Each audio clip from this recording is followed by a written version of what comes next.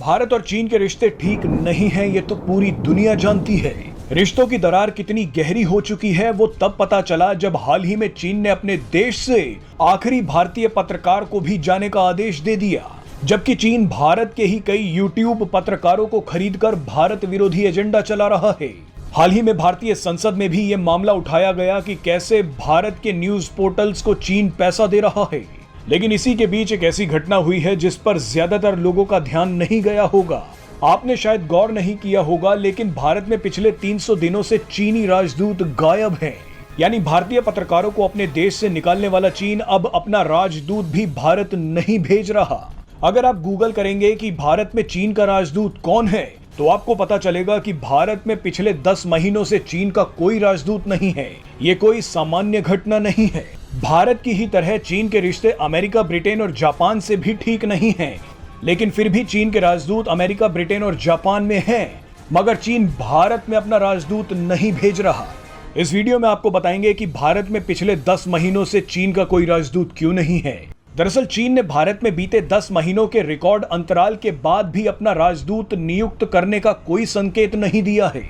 ऐसा तब हो रहा है जब भारत में G20 शिखर सम्मेलन की कई बैठकें लगातार हो रही हैं। आपको याद दिला दे कि सुन वेइदोंग ने अक्टूबर 2022 में भारत में चीनी राजदूत के पद को छोड़ा था। उसके बाद से ही भारत में चीनी राजदूत का पद खाली है।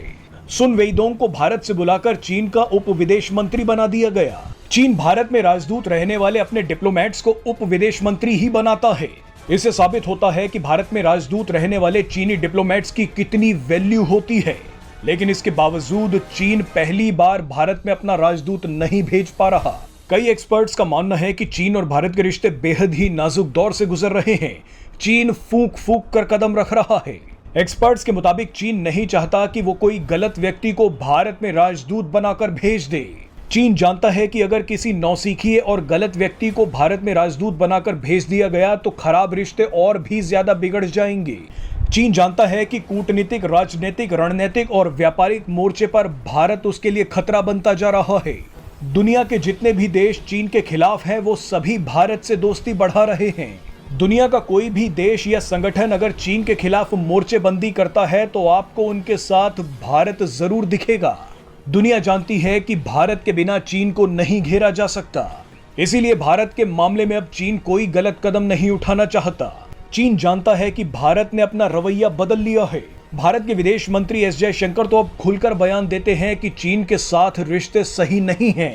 भारत ने चीन के साथ अपनी डिप्लोमेसी में डिप्लोमेटिक आंसर्स देने छोड़ दिए हैं। भारत बिना किसी डर और परेशानी के बोल रहा है कि रिश्ते ठीक नहीं हैं और आगे का पता नहीं। अब भारत जैसा देश चीन के लिए ऐसा बोले तो इसकी गंभीरता आप समझ ही सकते हैं। ऐसे में चीन चाहता है कि भले देर ही हो जाए, लेकिन कोई ऐसा व्यक्ति भारत में राजदूत ना बन जाए जो रिश्ते सुधारने के बजाय और बिगाड़ दे।